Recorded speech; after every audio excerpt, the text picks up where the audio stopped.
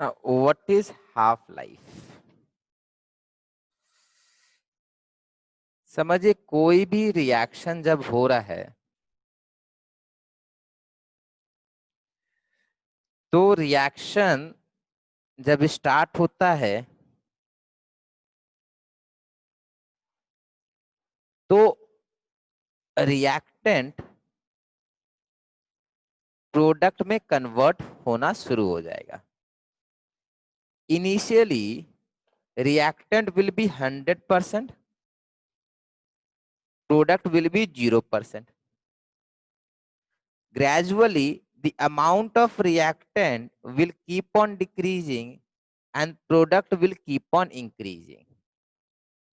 जब reaction 100% complete हो जाएगा, पूरा रिएक्शन कंप्लीट हो गया, तब रिएक्टेंट बचेगा 0% एंड प्रोडक्ट बन जाएगा 100%। नाउ 100 से 0 एंड दिस 0 से 100, ये बेटा within fraction of second नहीं होता है। This complete getting converted to 0% doesn't happen in fraction of second. This may take 1 hour, 2 hour, 30 minutes, 40 minutes, depending upon the reaction.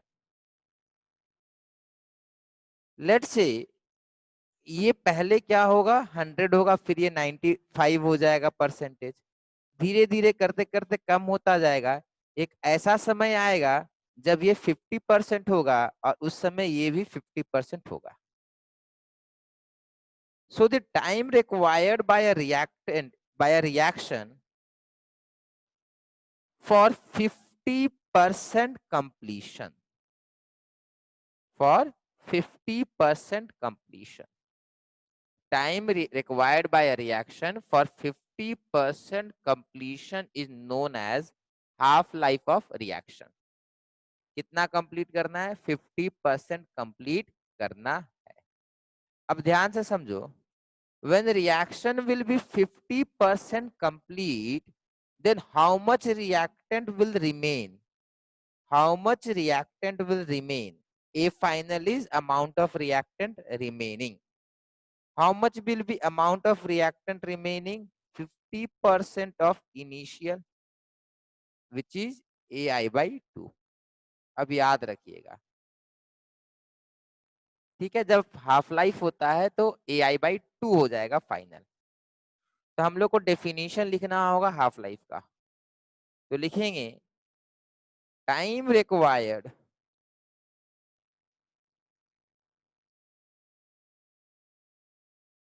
by a reaction, time required by a reaction to undergo 50% completion is called half life of reaction, is called half life of reaction. Time required by a reaction to undergo 50% completion is called half life of reaction. It is generally denoted by, it is generally denoted by T half, is generally denoted by T half.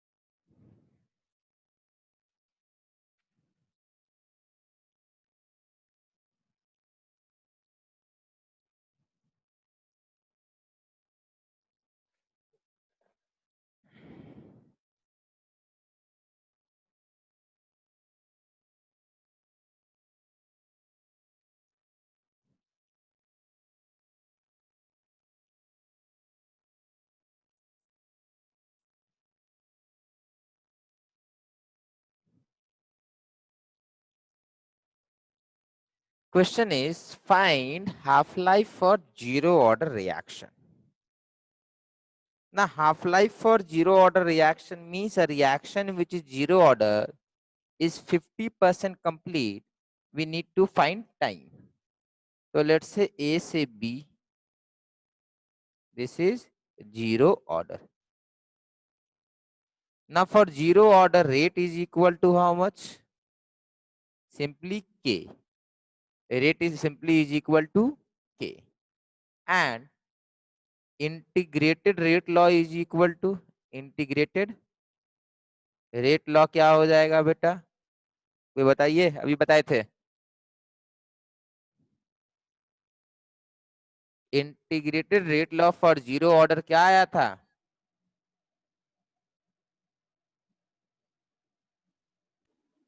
Sir A A final initial, minus A initial minus A final equals to KT.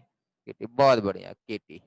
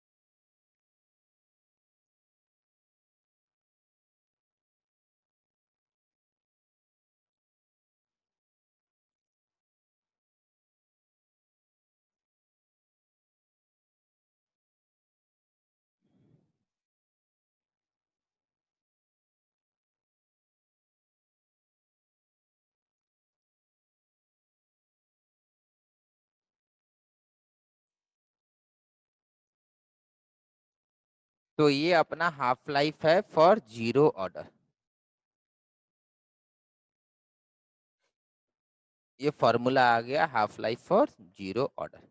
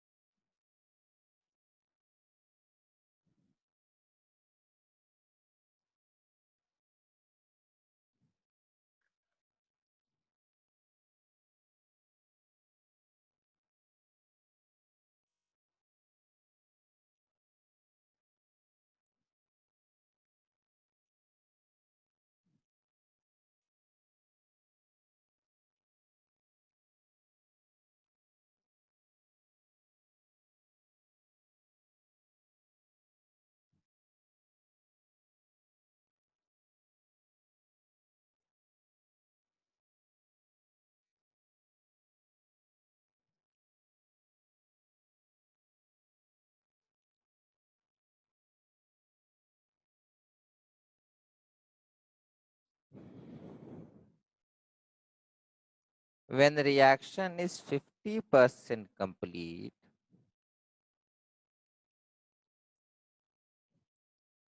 a final that is remaining is simply A initial by 2.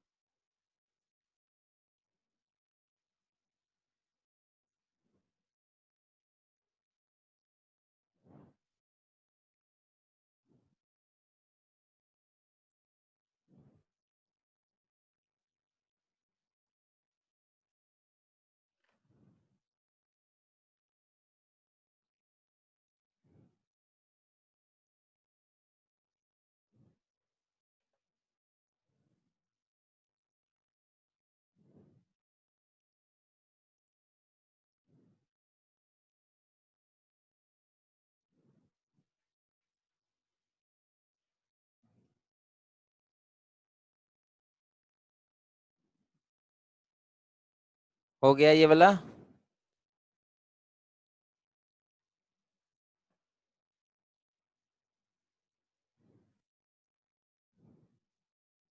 Yes, sir.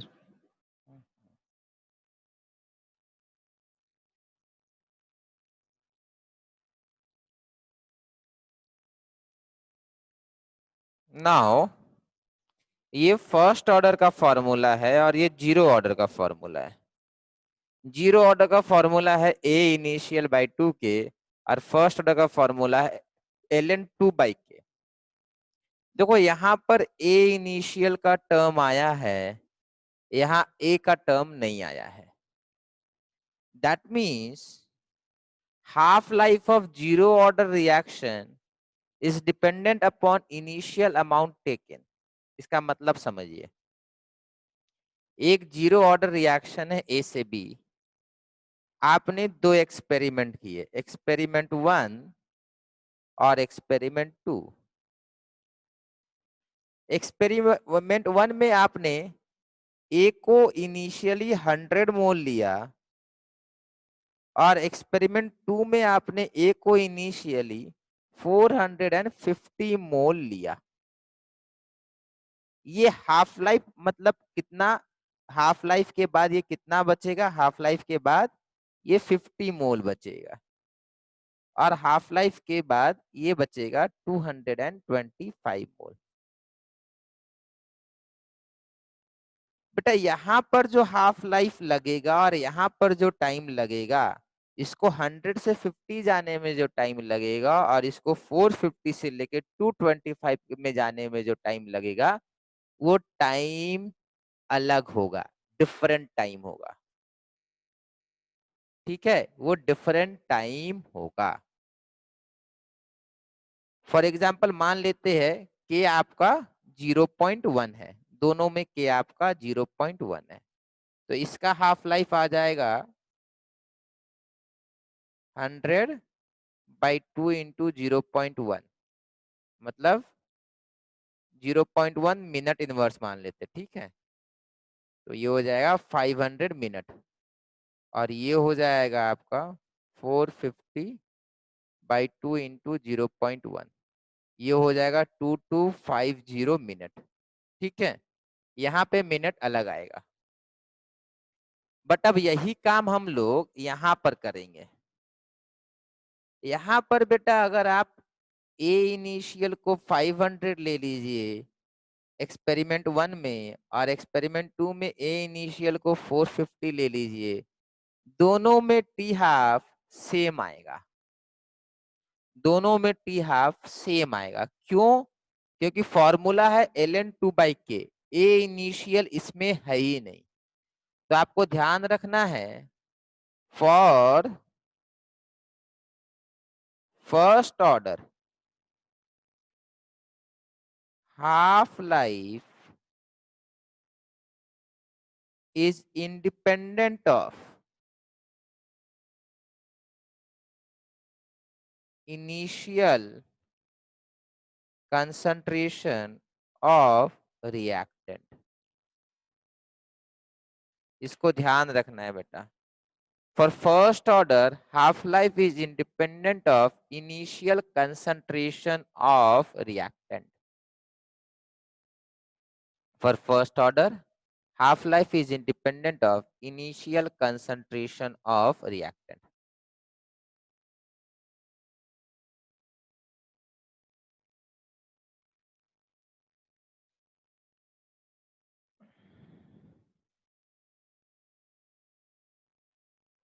इसमें किसी को doubt?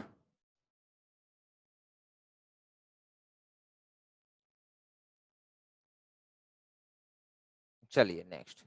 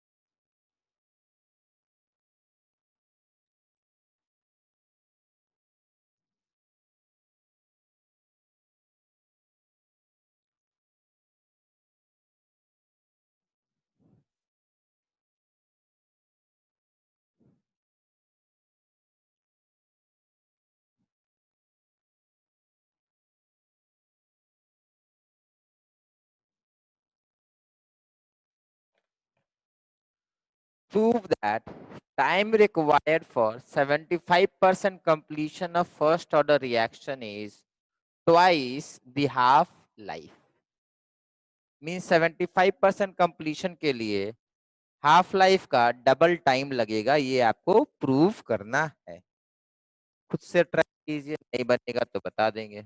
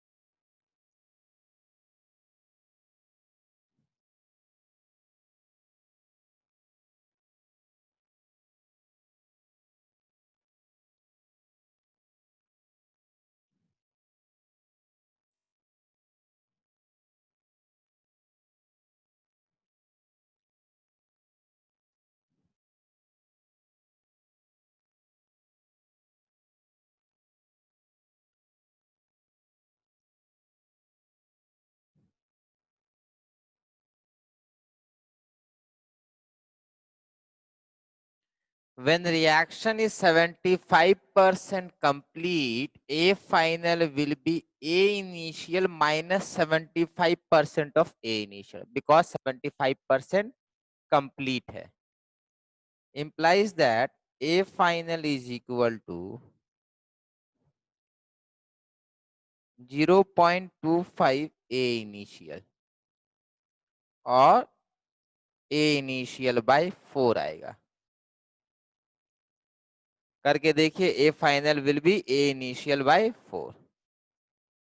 Now ln A initial by A final कितना है? A initial by 4 This is equal to K into time required.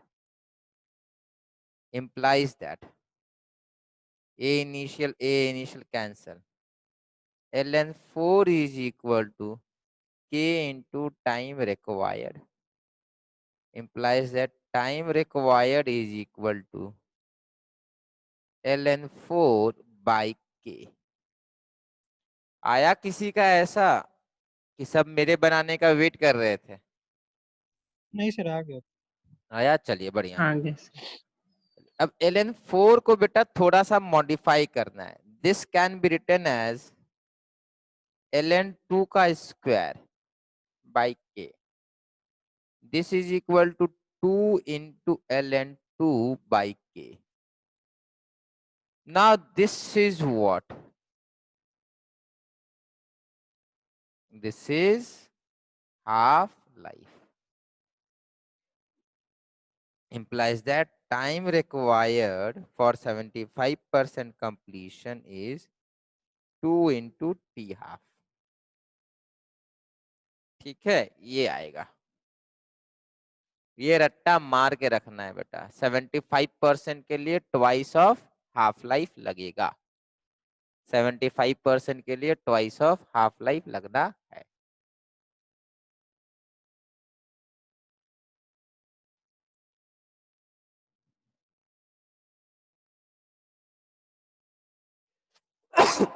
Sorry.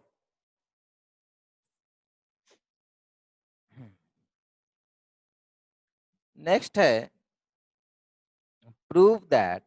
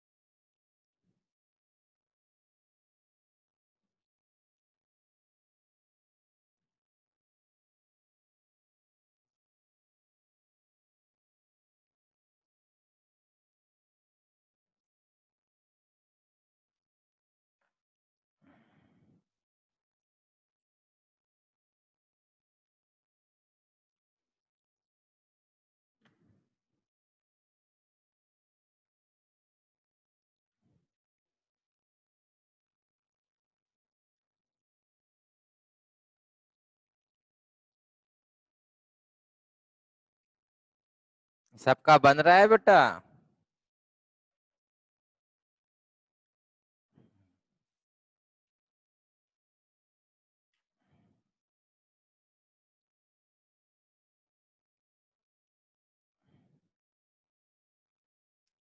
ध्यान से देखिए हो क्या रहा है।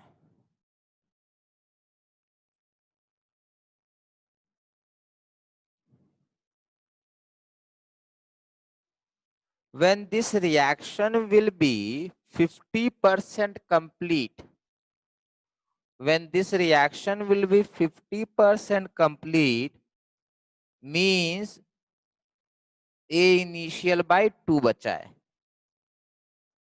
हमने स्टार्टिंग में A इनिशियल लिया था, इसका आधा हो गया, कितना बेटा समय लगेगा? हाफ लाइफ लगेगा। ठीक है, 100 लीजिएगा तो 50 होने में 1 हाफ लाइफ लगेगा। If I start with 200, then after 1 half life कितना बचेगा? अगर मैं 200 से स्टार्ट करूंगा तो आफ्टर हाफ लाइफ कितना बचना चाहिए बेटा? 100. 100, बिल्कुल सही। Now if I start with 50, if I am starting with 50, after 1 half life we will be left with 25। तो ध्यान से समझिए, if I am starting with A, after half life I am left with A initial by 2। now forget this, now after 1 half life what will be amount remaining over here? मतलब A initial by 2 था, A initial by 2 का आधा कितना बचेगा? A initial by 4 बचेगा। अब ध्यान से समझो, मैं अगर यहां से स्टार्ट करता हूं तो दिस इज 50% कंप्लीट। अगर मैं यहां से स्टार्ट करूं तो दिस इज 50% कंप्लीट। बट मैं अगर यहां से स्टार्ट करूंगा तो this is 50% complete and this is 75% complete.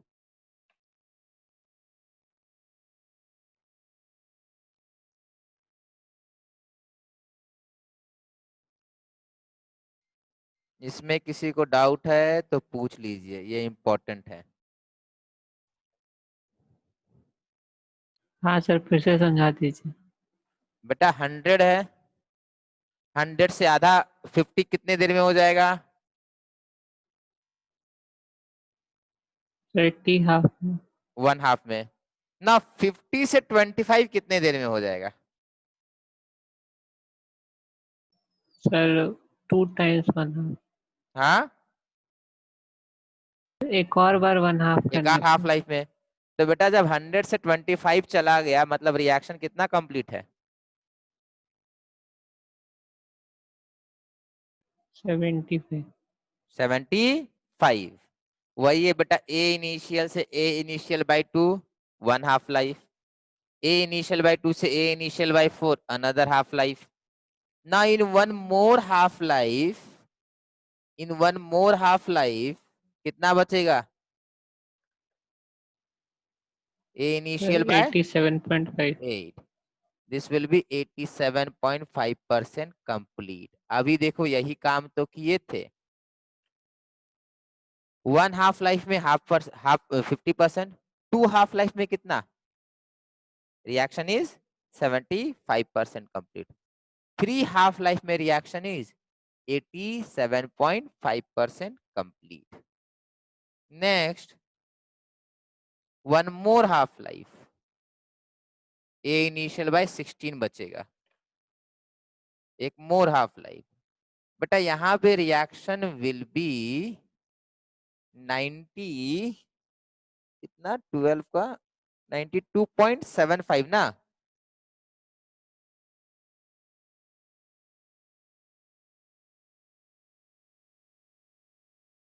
92.75% complete. So for reaction to be 92.75% complete, we will require 1 half-life, 2 half-life, 3 half-life, and 4 half-life.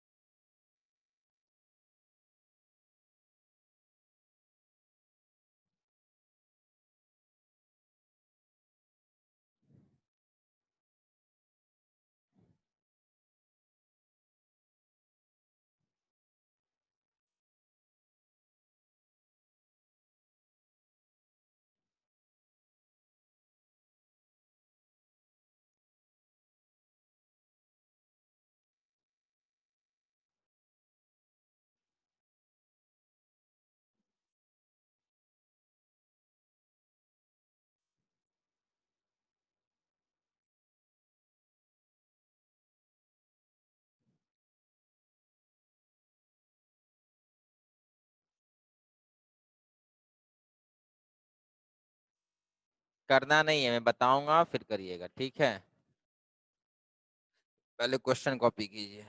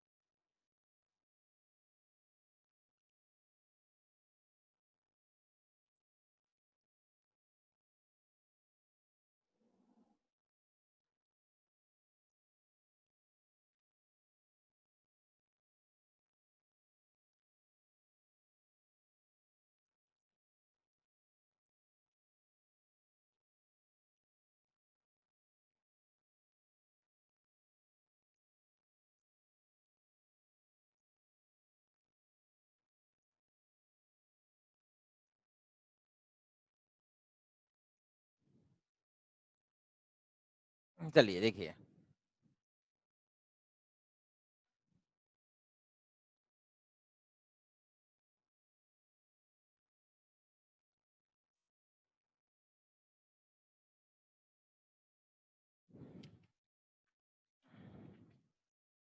सबसे पहले गिवन है T half is equal to 69 minutes. Now समझिए, reaction पहले ही बोल चुका है first order, so T half is equal to ln2 by k, which is equal to 69 minutes. This is equal to ln2 by k, implies that k is equal to ln2 by 69 minutes, मतलब ये minute inverse हो जाएगा। अब ध्यान रखिए, ये value आपको याद रखना है केमिकल काइनेटिक्स के लिए। दिस ln2 इज 0.69, ये लॉग बेस ई है बेटा, so k is equal to 0.69 by 69 minute inverse, so this is equal to 0.01 minute inverse। ठीक है, तो k आपको हाफ लाइफ से मिल जाता है, तो हाफ लाइफ दिया हुआ था मतलब k दिया हुआ, अब से याद रखिएगा। If I know k I know half life, if I know half life I know k for first order reaction, not always, this is only true for first order reaction. Now for 80% completion,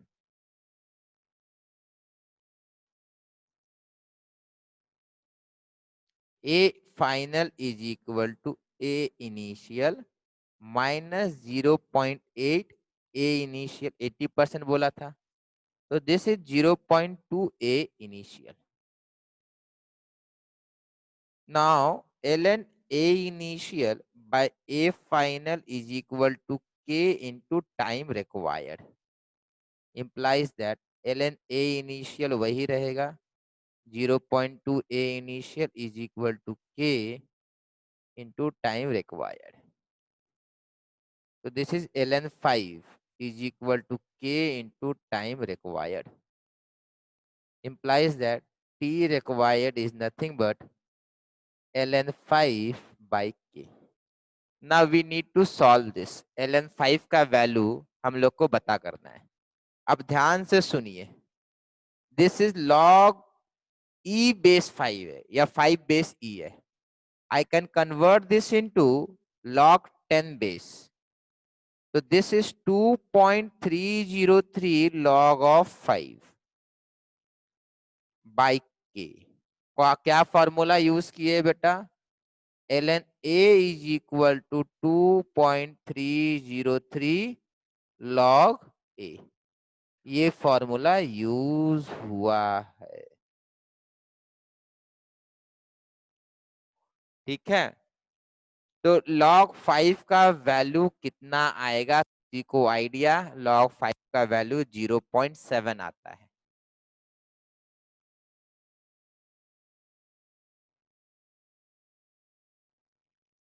by के तो अभी निकाले थे 0.01 minute inverse, तो ये ऊपर minute आ जाएगा.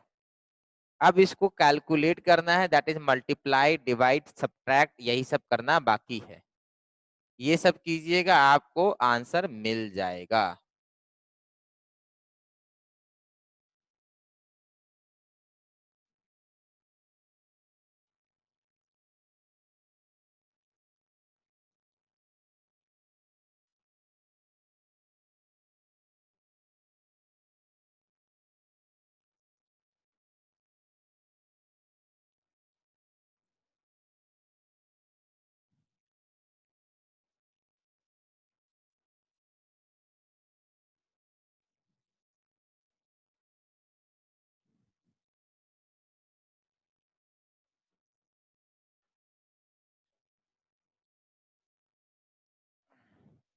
बन जा लिख कॉपी हो जाएगा तो बता दीजिएगा.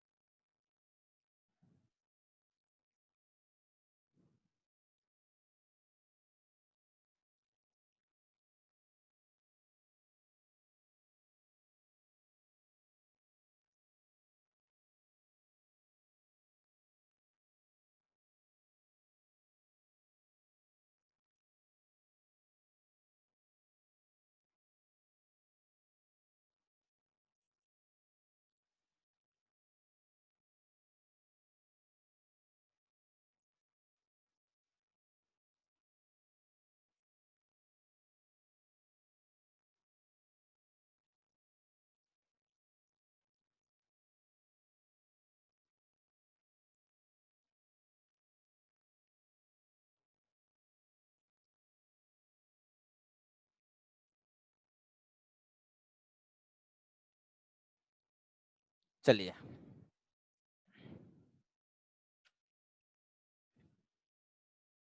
ध्यान से देखिए हम लोग क्या क्वेश्चन था और क्या आंसर आया. हाफ लाइफ 69 मिनट्स था.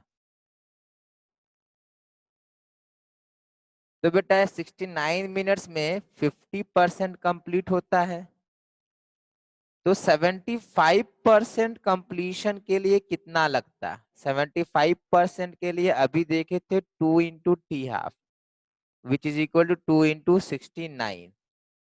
तो ये आता है आपका 138 मिनट. 75% के लिए 138 मिनट आएगा.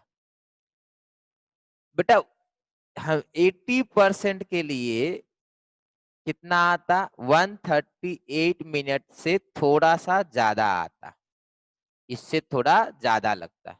ठीक है, देखो हम लोग 80% के लिए कितना निकाले, हम लोग 80% के लिए निकाले हैं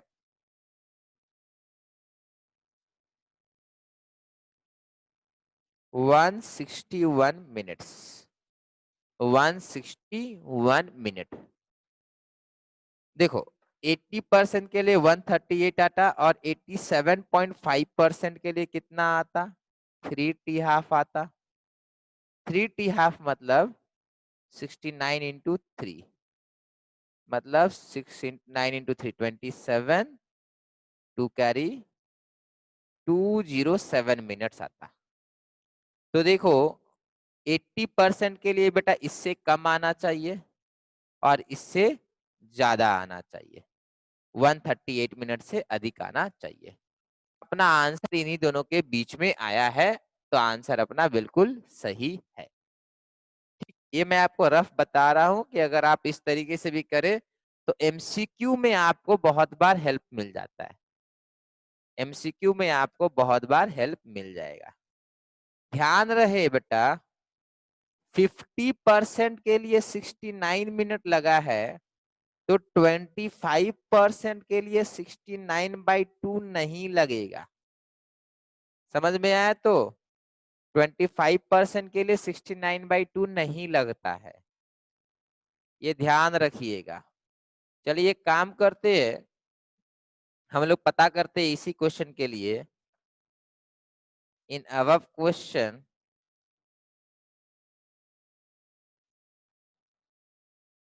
find time required for 25% completion. निकालिए, ये खुद से निकालिए। इन above question find time required for 25% completion।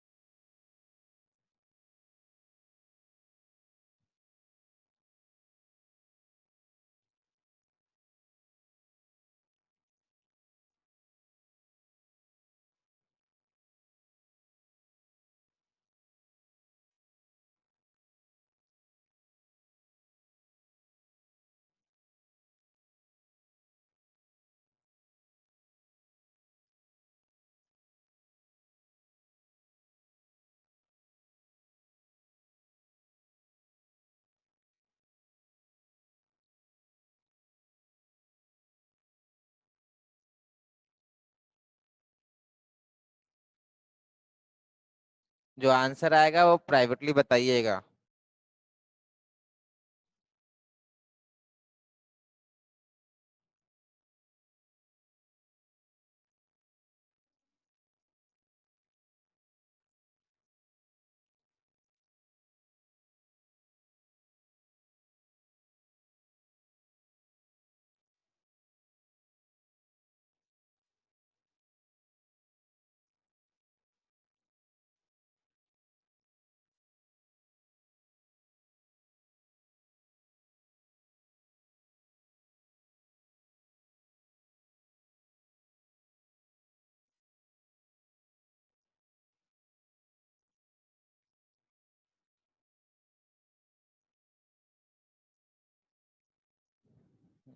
बेटा रवनीत आंसर प्रॉपर कैलकुलेट करके बताइए मिनट्स में, तब तो कंपेयर कर पाएंगे ना।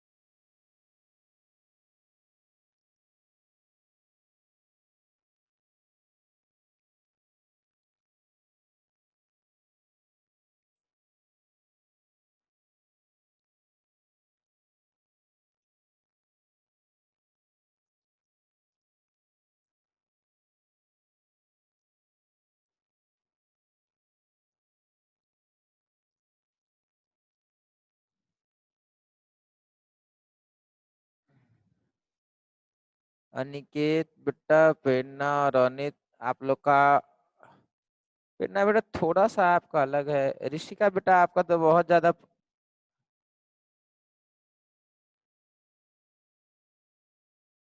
ऋषिका आपका ना आंसर सही तो नहीं लग रहा है। बाकी का ठीक है, आसपास है, बट पता नहीं आप लोगों ने कैसे कैलकुलेशन किया है। चलिए देखते हैं।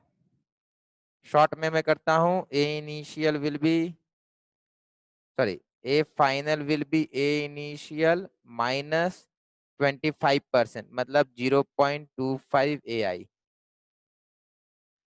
This will be 3/4 AI। सीधा प्लेस करेंगे L N A initial by A initial 3/4 is equal to k dot t, implies that t is equal to ln 3/4 divided by k। सब कुछ कीजिएगा तो आएगा 100 ln 3/4 नहीं 4/3, 100 ln 4/3, ये अपना t आएगा। अब ln 4/3 बेटा आपको कैलकुलेट करना होगा। उसको करने के लिए देखिए, अगर अब स्कूल एग्जाम में खास करके सीबीएसई में आ जाए ना, तो ये होगा 100 इंटू 2.303 इंटू लॉग ऑफ 4/3, ये आएगा। ठीक है, अब लॉग 4/3 कैसे करेंगे? This will B 100 2.303 log of 4 minus log of 3, ऐसे करना होगा। सीबीएसई वाले में बेटा यही करना है। तो this will B 230 log 4 is 0.6 and log 3 कितना होता है बेटा? 0.4 होता है ना, 0.47 होता है ना शायद। log 3 आपका कितना होता है बेटा?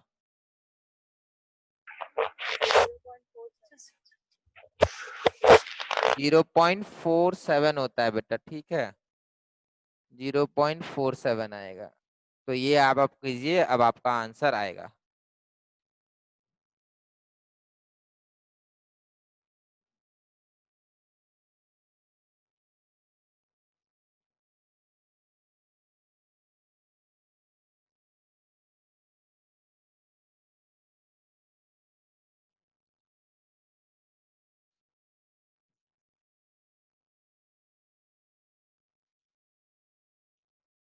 So this is approximately 29.9 minutes। ठीक है, सबसे ज्यादा क्लोज प्रेरणा बेटा आप है।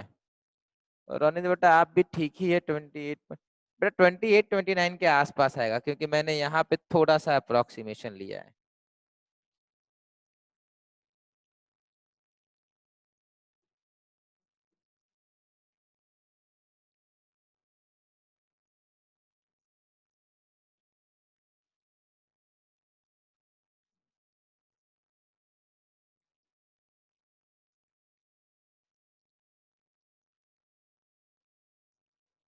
ठीक है, 28 पॉइंट भी आंसर आ सकता है अगर आप सीधा एलन निकाल लीजिएगा तो। ठीक है, मैंने यहाँ पे थोड़ा सा अप्रोक्सीमेशन लिया है, 0.6 के लिए मैंने अप्रोक्सीमेशन लिया है।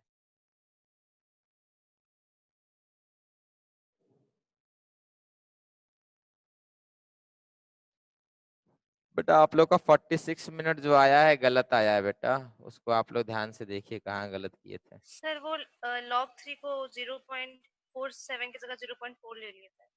अच्छा,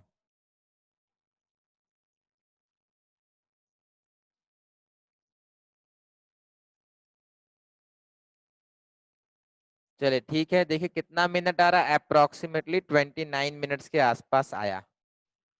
तो वापस से यहाँ जाते हैं, 29 मिनट्स आया 25% के लिए, और 50% के लिए कितना आया था? 69 आया था।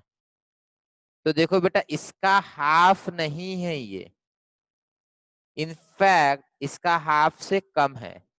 इसका ट्वाइस करेंगे तो बेटा इसका ट्वाइस करने से 58 मिनट आता है। ठीक है, बट ये 69 मिनट्स है, ये ध्यान रखिएगा। 50% के लिए जितना लगेगा उसका आधा नहीं करना है 25% के लिए। नेक्स्ट, तो ये तो अपना हाफ लाइफ हो रहा था फर्स्ट ऑर्डर के लिए। आप लोग को निकालना है अब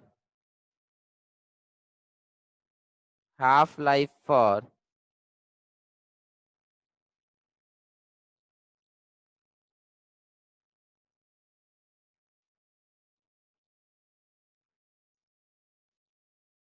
सेकेंड ऑर्डर रिएक्शन।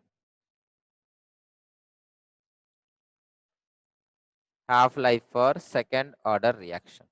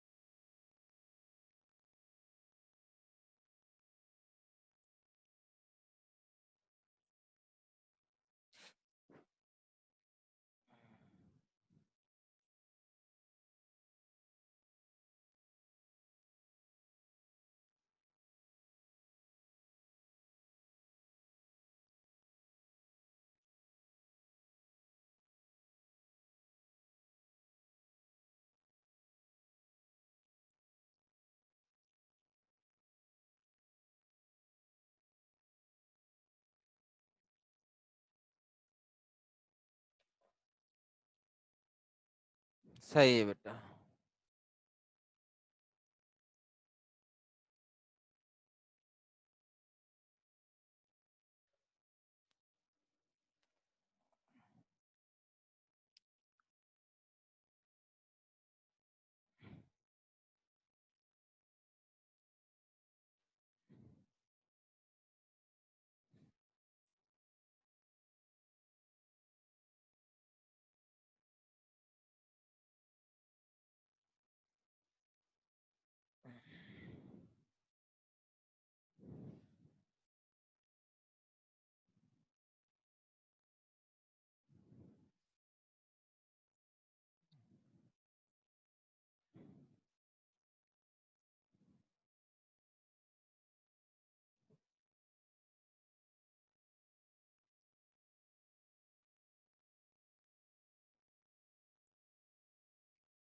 तो आप देखिए,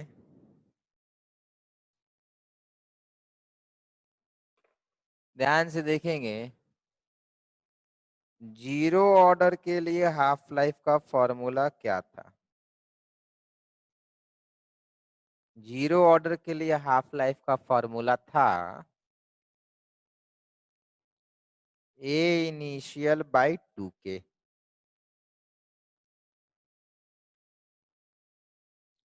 फर्स्ट ऑर्डर के लिए क्या है? फर्स्ट ऑर्डर के लिए होगा ln2/k। सेकेंड ऑर्डर के लिए क्या आया?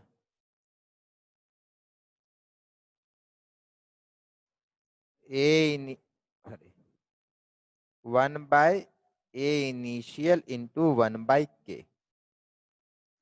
ध्यान से देखिए हो क्या रहा है। सबसे पहले ए इनिशियल ऊपर आया, फिर ए इनिशियल गायब हो गया, फिर ए इनिशियल आ गया। मतलब थर्ड ऑर्डर की बात आएगी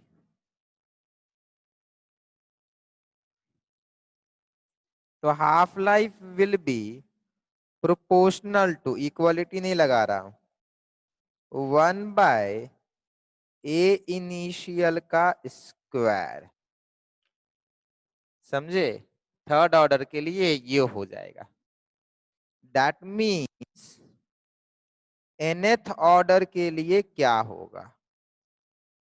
nth ऑर्डर के लिए half life will be proportional to a initial. कोई बताइए पावर में क्या रहेगा? सोचिए और बताइए।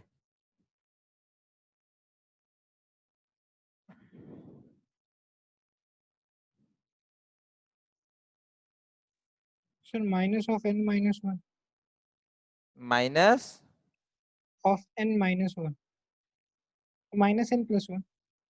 हाँ, आंसर होगा बेटा 1 माइनस एन। देखिए जीरो ऑर्डर मतलब एन जीरो तो एक पर आएगा। फर्स्ट ऑर्डर n1 एक तरफ हो जाएगा, सेकंड n2 एक नीचे चला आएगा। अब ये आपको मैंने ऐसे ही बता दिया है, कभी शायद किसी एग्जाम में आ जाए।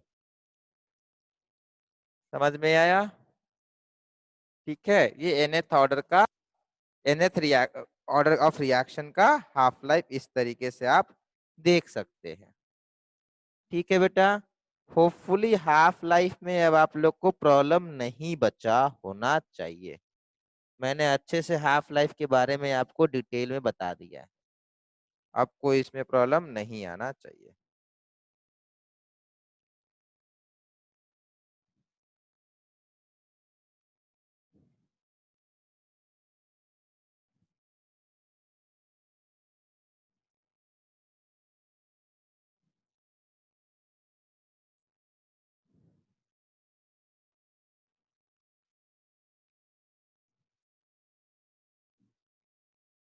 ठीक है,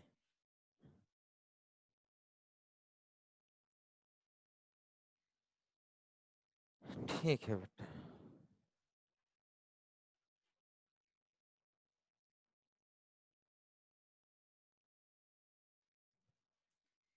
यहाँ तक जो भी कराए बेटा केमिकल काइनेटिक्स में, उसमें कोई डाउट?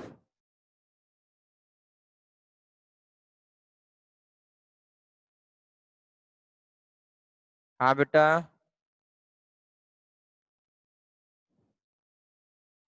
नहीं No, कोई sir. डाउट नहीं, चलिए ठीक है। तो हम लोगों ने ऑर्डर ऑफ रिएक्शन वो सब देख लिया है। अब ध्यान से समझिए, अब हम लोग को मैकेनिज्म ऑफ रिएक्शन समझना है।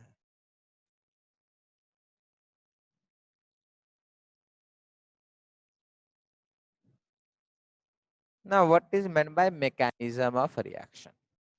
देखो ये जो बता रहे हैं ना, ये आपके सिलेबस में है नहीं, बट ये कॉन्सेप्चुअल चीजें हैं जो हम लोग को समझना होगा। ठीक है, देखो रिएक्शन में, ऑर्गेनिक में हम लोग देखे हैं ना कि रिएक्शन जो होता है एक स्टेप में नहीं होता है, मल्टीपल स्टेप में भी हो सकता है। बहुत बार एक भी स्टेप में होता है और बहुत बार मल्टीपल स्टेप्स होते हैं। लेट्स से एक रिएक्शन है, ऐसे समझिए, रिएक्शन दो टाइप के हो सकते हैं। एक हो जाता है एलिमेंट्री रिएक्शन और एक हो जाता है complex reaction. Now what is simple definition of elementary and complex? A reaction which takes place in single step. A reaction which takes place in single step is called complementary reaction, and which takes place in multiple step is known as complex reaction. but बस इतना ही simple है. A reaction which takes place in single step is called elementary and multiple step is known as complex. Elementary में क्या होगा? A will convert to B. Complex में क्या होगा? X will be converting to Y, but this will be overall reaction. This will be overall. Actual reaction will be X will be converting to P, P will be converting to Q, then Q will be converting to Y. This will be called step 1. This is step 2 and this is step 3. समझे? ये होगा. Now let us take case of elementary reaction.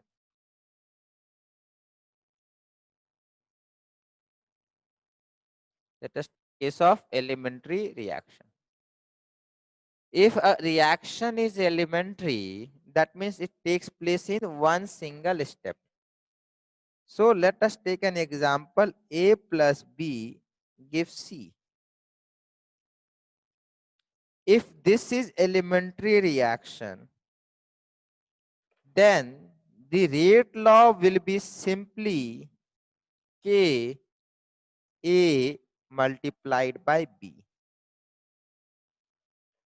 If this reaction 2A plus B gives C plus D, then rate will be simply K A square into B. इसमें आपको दिमाग लगाना ही नहीं है.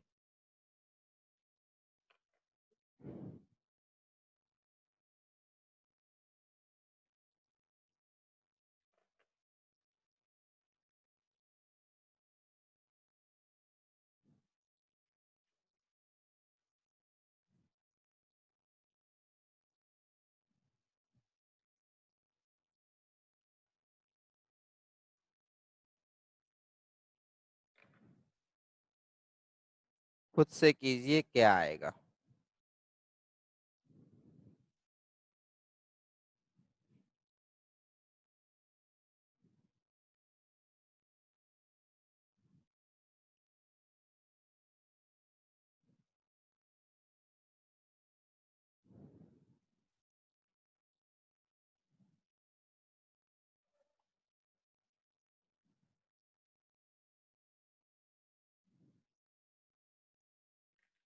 ये आना A B square C cube. A B square C of cube.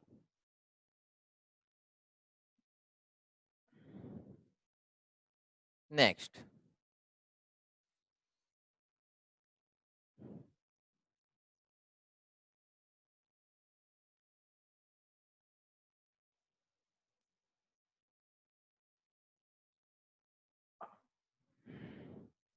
next is complex reaction.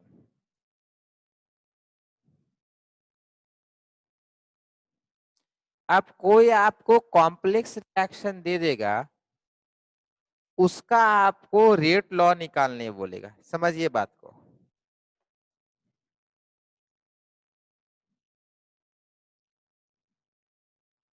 Rate law, rate law मतलब क्या? मतलब ये, इसको रेट लॉ बोलते हैं, पहले भी बता चुके हैं. देखो एलिमेंट्री रिएक्शन दिया हुआ था, हमने सीधा रेट लॉ लिख दिया. एलिमेंट्री रिएक्शन दिया है, रेट लॉ लिख दिया. एलिमेंट्री रिएक्शन दिया है, रेट लॉ लिख दिया है. मतलब एलिमेंट्री रिएक्शन के लिए रेट लॉ अलग से नहीं बताएगा. For elementary reaction simple equation लिख देगा। पढ़े लिखे लोग को रेट लॉ पता है कैसे निकालना है, बट कॉम्प्लेक्स रिएक्शन में अगर इक्वेशन लिख देगा तो पढ़े लिखे लोग रेट लॉ नहीं निकालेंगे। एक कॉम्प्लेक्स दिया हुआ है, let say number 1 2a plus B give C, तो पढ़े लिखे लोग ये नहीं कर दें कि R इज इक्वल टू के ए का पावर स्क्वायर और b, ये गलत हो जाएगा।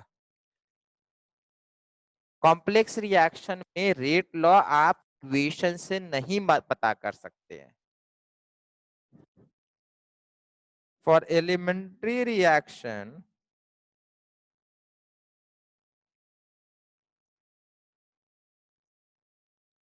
rate law can be known from equation. For complex reaction,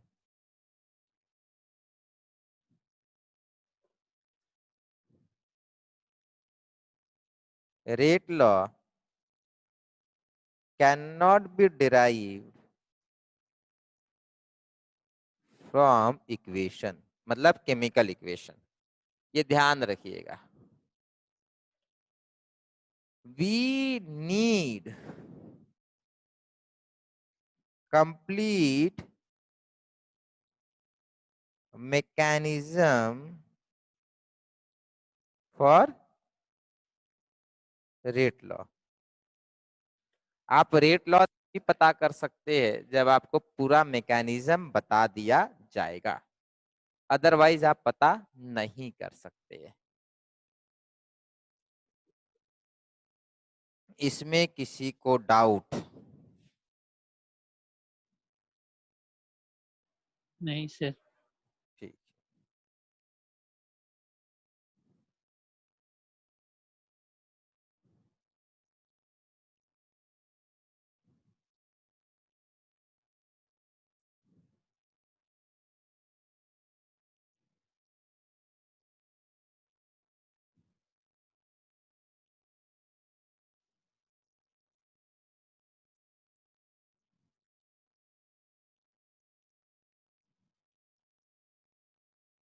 ठीक है, चलिए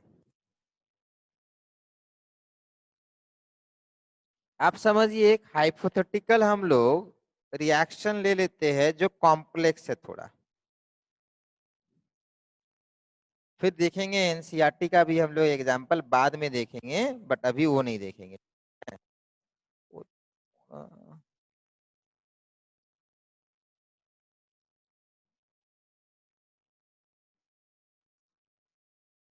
और कोई सिंपल एग्जांपल मिले तो मजे आ जाए। हम्म,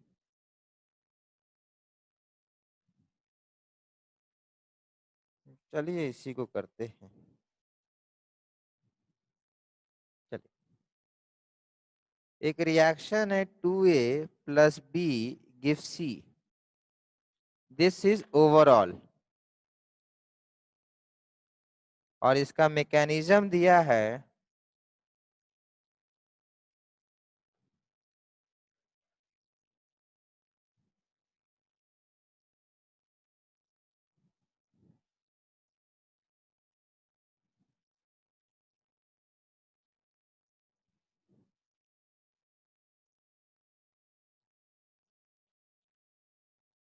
हम्म,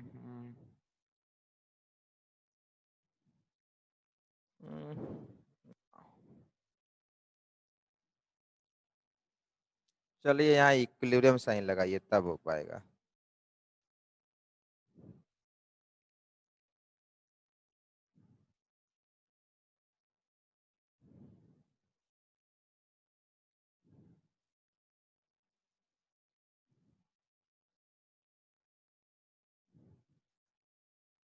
हम्म,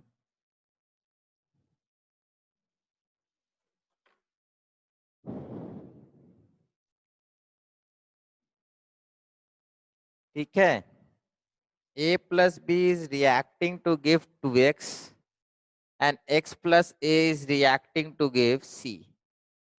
बेटा हमेशा याद रखिएगा, दो रिएक्शन अगर है, कोई रिएक्शन 3 स्टेप में हो रहा है, कोई 4 स्टेप में हो रहा है, तो बेटा चारों स्टेप का रेट थोड़ी ना सेम होगा, या velocity of all 4 reaction will not be same. ऐसा नहीं हो सकता है कि the rate of this reaction and the rate of this reaction same, ये थोड़ी ना होता है। Exactly identical rate of reaction दो लोगों का नहीं हो सकता है, ज्यादा होगा किसी का कम होगा। ठीक है, यहाँ पे मैंने स्लो और यहाँ दिया fast, this reaction takes place very fast and this reaction takes place very slow।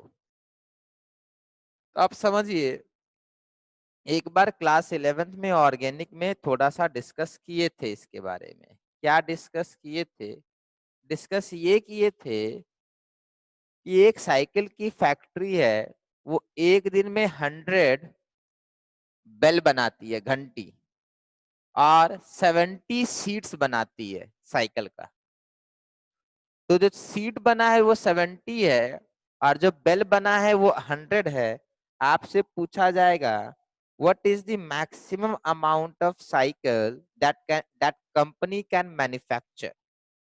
Bell 100 है, सीट ओनली 70 है, तो बेटा 70 सीट्स है ना, तो कंप्लीट साइकिल बनाने का रेट जो होगा that can be maximum of 70, not more than 70।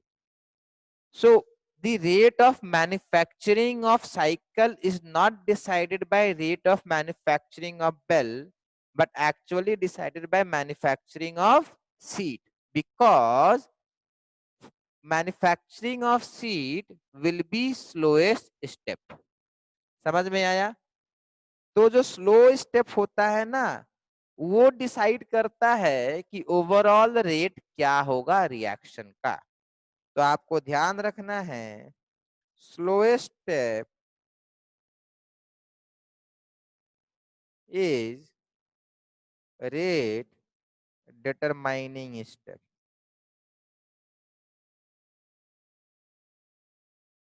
slowest step is rate determining step। ये एक बार और एक्सप्लेन कर चुके थे, उससे भी शायद किए से, टैंक वगैरह से भी, बट बेटा ये सिंपल समझ में आना चाहिए। ठीक है, आपको इसमें किसी को डाउट है तो बोल दीजिए, फिर से एक और एग्जांपल से एक्सप्लेन कर देंगे।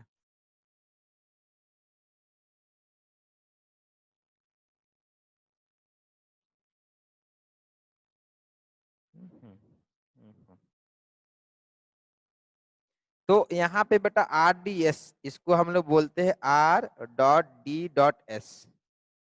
तो which will be RDS? This will become RDS because this is slow। तो rate will be K X and A, सीधा ये लिख देना है। RDS will be elementary step। ठीक है, अब ये elementary बन गया। This step is elementary in itself। याद रखिएगा, ये हर एक स्टेप जो है अपने आप में एक एलिमेंट्री स्टेप है। तो अपना रेट लॉ आएगा के एक्स ए। रेट लॉ क्या आ गया? के एक्स ए। बट ध्यान रहे, x is not our reactant। x is actually produced between reaction। So x is known as intermediate। What are intermediate? Substance which are neither reactant nor product, but which are formed during a reaction for short period of time are known as intermediate। इसी exam में पूछेगा नहीं, बस बताने के लिए बता दिए। अब आपको फाइनल आंसर में x आपके फाइनल आंसर में नहीं हो सकता है। x can't be in your final answer. We need to remove x from this equation because x is neither reactant nor product। इसलिए इसको हम लोग इसमें छोड़ नहीं सकते। अब देखो ये एक इक्विलिब्रियम दिया हुआ है, तो इसका एक के इक्विलिब्रियम होगा। दिया रहे ना दिया रहे, हम लोग जानते हैं रिवर्सिबल रिएक्शन का इक्विलिब्रियम कांस्टेंट होता है। तो ये फास्ट है, ठीक है। हम लोग क्या करेंगे, इस इक्वेशन का इक्विलिब्रियम कांस्टेंट लिखेंगे।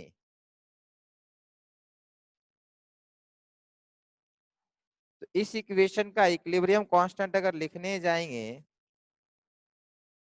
तो आएगा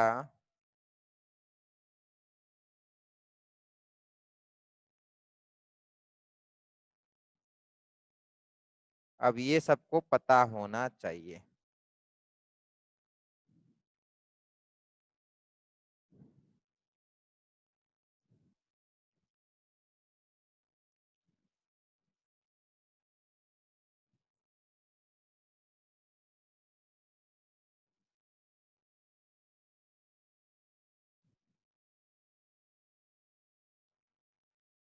ये देख लीजिए, ये इसका इक्विलिब्रियम कांस्टेंट से आया।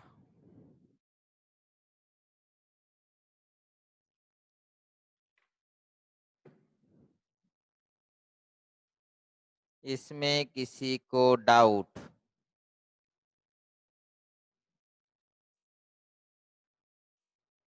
जिसको डाउट है बेटा वो इक्विलिब्रियम चैप्टर रिवाइज कीजिए, बड़ा सिंपल सा है ये।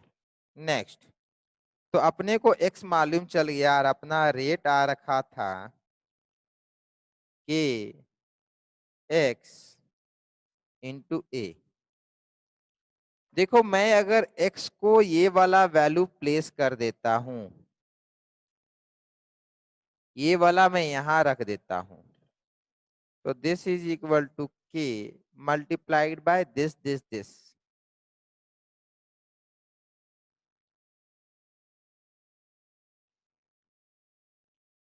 रूट को मैं पावर में हाफ लिखता हूं।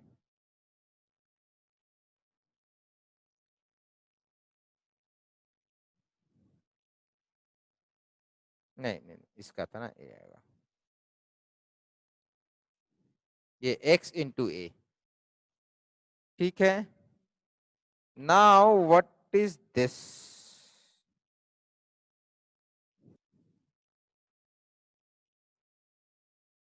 This is one constant multiplied with another constant. This is one constant multiplied with another constant. Now, if I am multiplying one constant with another constant, I get a third constant. Let this keep a and a. This becomes a ka power 3/2, and this becomes b ka power half. Now, this is my rate law, because I have an equation in which I have only reactant and not intermediate. So overall rate ये माना जाएगा. Now order of reaction will be equal to, बता चुके हैं, 3/2 plus half is equal to 2 आएगा. समझ में आया बेटा कैसे निकालना है इसको?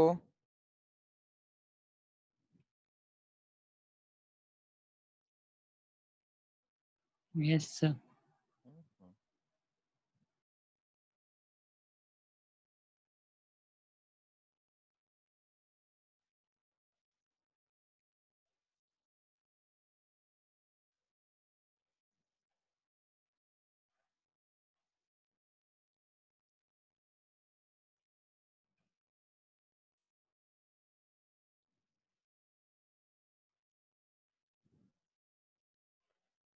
ठीक है, नेक्स्ट क्लास में बेटा यहीं से कंटिन्यू करेंगे। अभी के लिए कुछ डाउट्स आए हुए हैं व्हाट्सएप पे, और एक डाउट्स था बेटा वो कल का था, तो वो सारा हम लोग अभी देख लेंगे। ठीक है, तो कहाँ गया ग्रुप?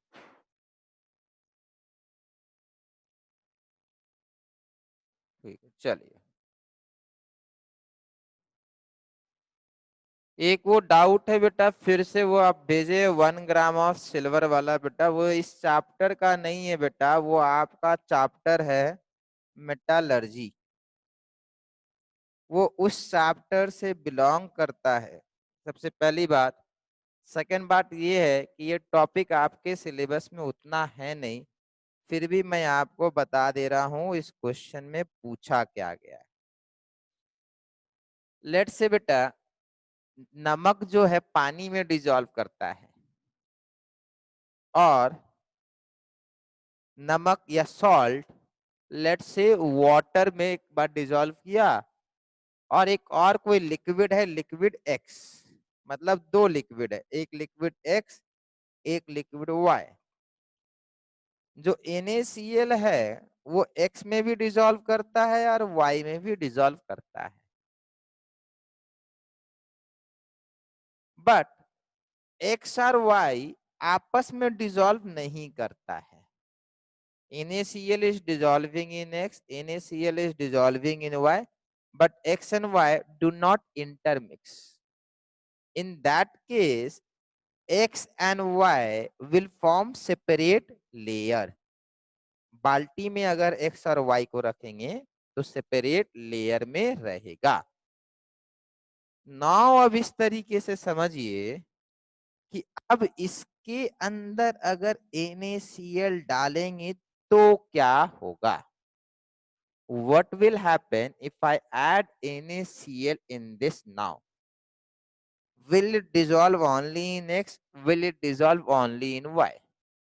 तो बेटा it will dissolve in both X and Y, but solubility in some या solubility in X may be more than solubility in Y. ये कुछ भी हो सकता है। अब ये इंफॉर्मेशन आपको पहले से पता होना चाहिए, बुक्स में या टेबल में देखकर आपको पता करना होगा किसमें क्या सॉलिबिलिटी है। लेट्स से यहाँ पर सॉलिबिलिटी आया बेटा S1 और यहाँ पे सॉलिबिलिटी आया S2, तो solubility S1 by solubility S2 will be some ratio, and this will be known as partition coefficient or distribution coefficient. This will be known as partition coefficient or distribution coefficient. ठीक है, ये चीज आपको ये ratio पता होना चाहिए। अगर ये रेशियो नहीं पता है तो आप सॉल्व नहीं कर सकते। उस क्वेश्चन में बेटा रेशियो जो है आपको दिया हुआ नहीं है, बट आपको रेशियो वहां अज्यूम करना होगा। ठीक है, रेशियो आपको वहां अज्यूम करना होगा, अदरवाइज बिना रेशियो अज्यूम किए कोई सॉल्व नहीं करता है। ठीक है, हो ही नहीं सकता है। नाउ जो रेशियो आता है सॉलिबिलिटी इन जिंक, वहां क्या किया है बेटा, जिंक ले लिया है और लेड ले लिया है, और क्या मिलाया है, सिल्वर मिलाया है। तो यहाँ पे सिल्वर होगा S1, यहाँ सिल्वर होगा S2, तो S1 by S2 will be equal to 300 by 1। ये इसका पार्टीशन कोएफिशिएंट आता है। But we have to remember amount of zinc and amount of lead should be equal. Amount of zinc and amount of lead should be equal. तो बेटा एक का amount दिया हुआ है 10 ml, दूसरे का अमाउंट दिया हुआ 100 ml। अब कैसे सॉल्व करेंगे, हम लोग मानेंगे पहले ये भी 10 ml है, अब इसको हम लोग वैसे सॉल्व करेंगे। तो एक बार क्वेश्चन है molten percentage of silver 100 ml zinc और लेड ना, हाँ ठीक है। तो now assuming both have 10 ml, तो S1 by S2 equals to 300 by 1। ठीक है, नाउ assume टोटल कितना है बेटा 1 gram. Let us take this as x gram, तो this will be 1 minus x gram. तो सिंपल है, 1 minus x by x is equal to 300 implies that 1 minus x is equal to 300 x is equal to 1 by 301. Beta, but this x by x is 1 by 301 assuming what? Only 10 ml of lead. But we have how many ml of lead? 100 ml of lead. So this is present in 10 ml. So what should be in 100 ml? 1 by 301 into 10. 10 ml में बेटा इतना है, इतना होगा, into 10 हो जाएगा ना, तो आपका आएगा 1 बाय 30.1 ग्राम. तो परसेंटेज क्या आ जाएगा? परसेंटेज आएगा 30.1 डिवाइडेड बाय 1 इंटू 100. अप्रोक्सीमेटली 3% आना चाहिए बेटा. ठीक है. ऑफलाइन क्लास कब स्टार्ट होगा? रनित बेटा आपको कब से आना ऑफलाइन क्लास बताइए.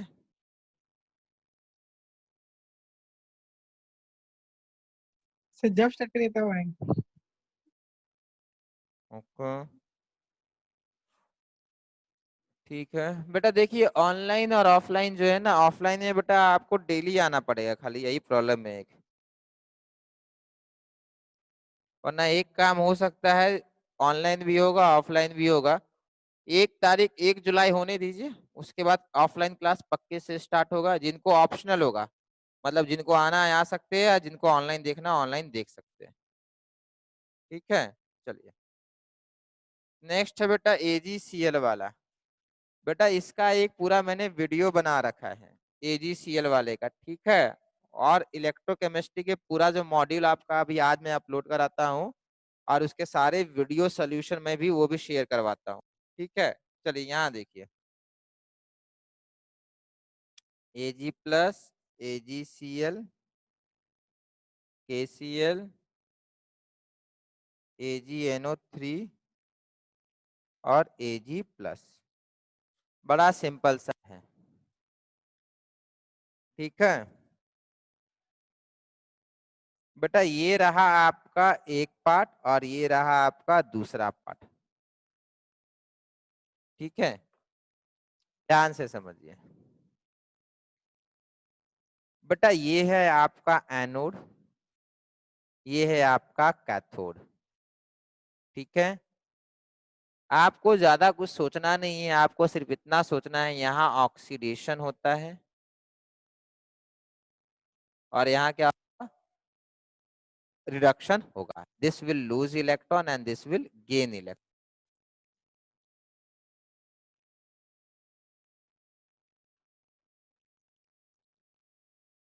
ठीक है.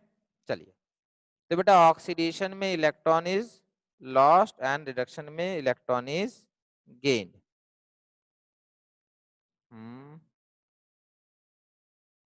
सर Ag बेटा बनेगा ना. हाँ, वहाँ ये नहीं हो सकता है, क्वेश्चन में दिया है बट ये नहीं होगा बेटा. ठीक है, इसको आप हटा दीजिए, ये प्लस गलत दिया हुआ है क्वेश्चन में. रिड्यूस नहीं हो सकता, it has to be oxidised. ठीक है. चलिए,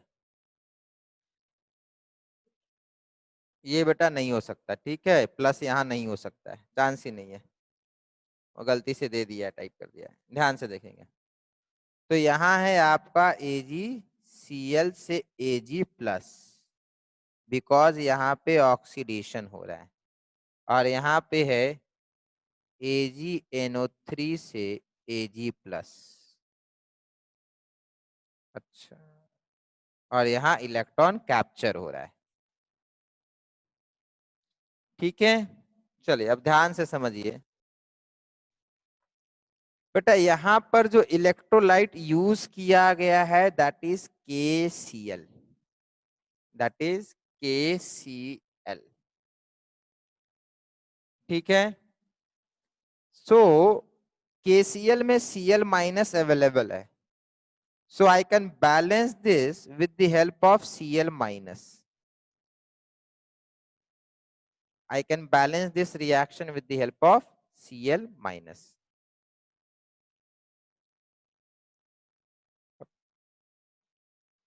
बेटा यहाँ पर एक और प्रॉब्लम है, ये भी प्लस नहीं है। देखिए देखने दीजिए, क्वेश्चन ये गलत है बेटा। AgCl AgCl, हाँ बेटा इन दोनों जगह प्लस होगा। This is losing electron and this is gaining electron. बेटा ये दोनों जगह आपका प्लस नहीं है जो आपने क्वेश्चन में दे रखा है। क्वेश्चन में बेटा सिल्वर का सेम ऑक्सीडेशन स्टेट दे रखा है, प्लस से प्लस दिया है, यहाँ प्लस से प्लस दिया, इम्पॉसिबल। इलेक्ट्रोकेमिकल सेल में दोनों का ऑक्सीडेशन स्टेट डिफर करेगा। तो ये बेटा फिर से है, ध्यान से समझिए। मैं फिर से लिख दे रहा हूं, Ag होगा, AgCl होगा और KCl होगा। This will be anode. और AgNO3 होगा और Ag होगा। This will be cathode. We can not have same oxidation state, ठीक है, we can not have same oxidation state in both the electrode. ना यहाँ पर बेटा आपका ऑक्सीडेशन हो रहा है, तो Ag गोज टू AgCl, यहाँ पे प्लस आएगा, ठीक है। और यहाँ पर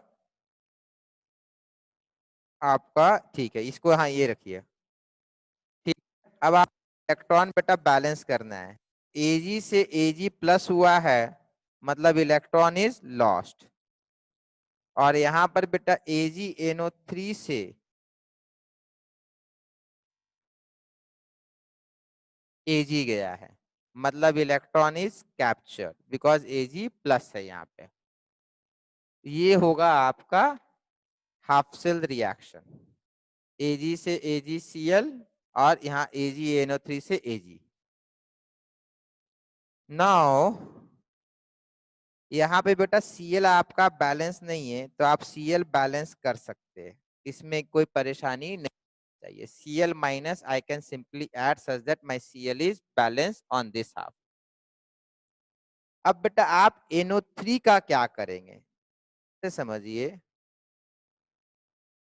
NO3 जो होगा बेटा उसको आप नहीं ला सकते हैं। उसको आप पूछेंगे क्यों नहीं ला सकते बेटा। AgNO3 क्योंकि कॉमन इलेक्ट्रोलाइट नहीं है। देखो इस ये बेटा आपका इलेक्ट्रोलाइट की तरह यूज किया गया है। यहाँ पर आप NO3 माइनस नहीं लिख सकते हैं, बेसिकली आप NO3 माइनस को यहाँ इग्नोर करिएगा। तो आप लिखिएगा electron plus plus Ag plus gives Ag, ठीक है। ये रिएक्शन आपका आप बैलेंस है। अब आप कैथोड और एनोड दोनों को ऐड कर सकते हैं। Now we can simply add cathode with anode, दोनों को ऐड कीजिए, मतलब electron minus Ag plus gives Ag। तो electron electron cancel, silver silver cancel, तो आया silver minus Ag plus gives AgCl, ठीक है बेटा। ये आपका ओवरऑल रिएक्शन आएगा, ठीक है। बट आपके चारों ऑप्शन में से ये ऑप्शन है आपका ऑप्शन फोर्थ, तो ऑप्शन फोर्थ जो होगा इसका आंसर माना जाएगा, ठीक है। Next, if bond dissociation energy, ये तो बेटा बनना बेटा XY X2 और Y2 are in the ratio 1:0.5। Question कहता है XY का बॉन्ड स्ट्रेंथ, XX का बॉन्ड स्ट्रेंथ और YY का बॉन्ड स्ट्रेंथ दिया हुआ है। इसका अगर A है तो इसका भी A है और इसका 0.5 A है, ठीक है।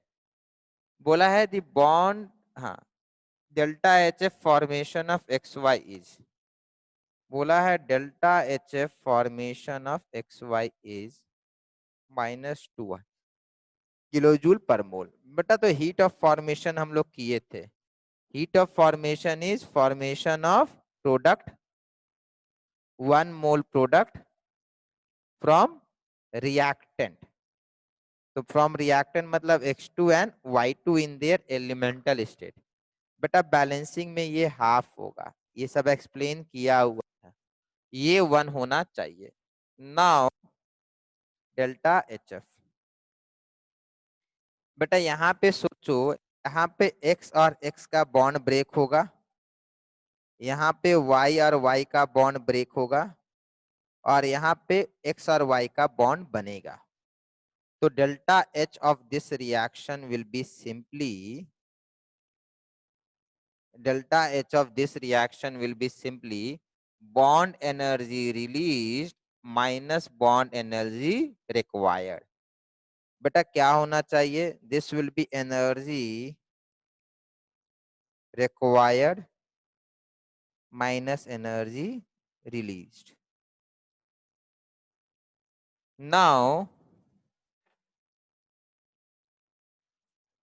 energy required for bond dissociation, energy released for bond formation, याद रखिएगा ये, ठीक है। So now I can simply write this as, ध्यान से सुनिएगा बेटा, बॉन्ड डिसोसिएशन एनर्जी 5 जूल है, बॉन्ड डिसोसिएशन एनर्जी 5 जूल है। इसका मतलब है 5 joule is required to break bond. तो बॉन्ड फॉर्मेशन एनर्जी क्या हो जाएगा, -5 जूल। बॉन्ड ब्रेक करने में 5 जूल लगेगा, तो बॉन्ड बनने के समय कितना मिलेगा, -5 जूल मिलेगा। तो this is also written as bond dissociation energy of reactant minus bond dissociation energy of product. ठीक है, ये लिखा जाना चाहिए। तो what is bond dissociation energy of half into X X plus half into Y Y -1 into xy. This is sir equal to given -200। अब solve sir वो कीजिए। सर वो बॉन्ड एसोसिएशन एनर्जी यूज होगा ना उसमें, डिसोसिएशन है बेटा, sir product वाला में। अरे तो डिसोसिएशन 500 है ना बेटा, उसका भी तो बॉन्ड डिसोसिएशन एक्स वाई का, तो अपने आप -5 आ जाएगा ना सर नहीं समझे। बेटा। आपका एनर्जी चेंज कितना होगा, requirement for bond breaking minus requirement for bond formation. Bond formation. तो बेटा हाँ तो वही। बॉन्ड, तो बेटा माइ ऐसे समझिए ना, चलिए आप उस सिंबल को ले ले रहे हैं, चलिए इस तरीके से देखिए, हमने माइनस तो लगा ही दिया है ना, अच्छा तो सिर्फ मैग्नीट्यूड, बेटा हमने तो माइनस लगा के तो देख ही लिया है ना सब कुछ, हाँ तब सर तो हाँ खाली मैग्नीट्यूड लेंगे ना। हाँ सर सही। ठीक है, हम्म, ठीक है, अब कीजिए, अब बन जाना चाहिए, बाकी डेटा दिया हुआ है बेटा। ठीक है, हाफ है ना ए, तो this will be a/2 plus a/2 minus a/2, this is equal to -200। तो a/2 cancel, so a is equal to -400। कीजिए, सॉल्व हो जाना चाहिए।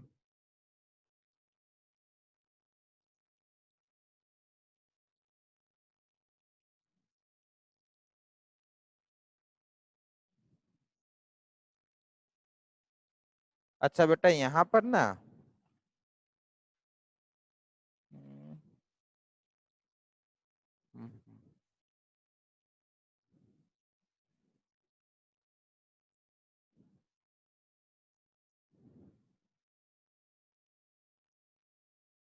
हो जाएगा तो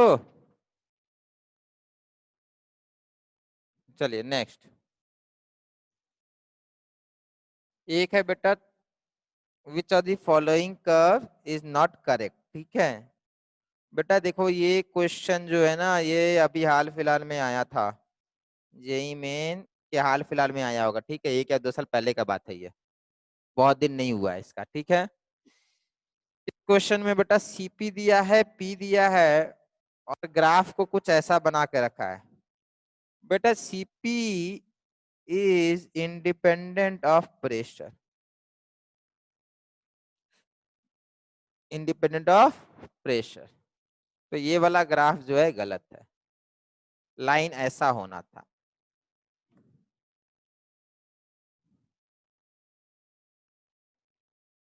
ठीक है।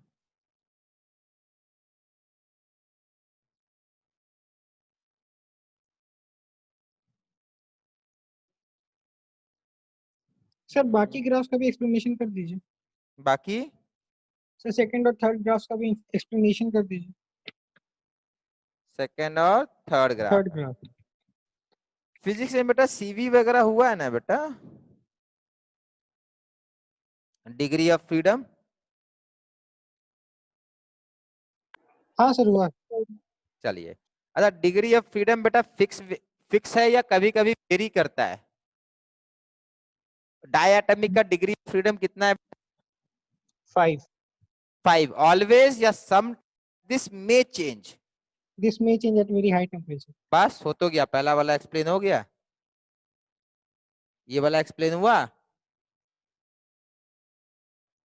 नहीं। बेटा सीवी का फॉर्मूला क्या था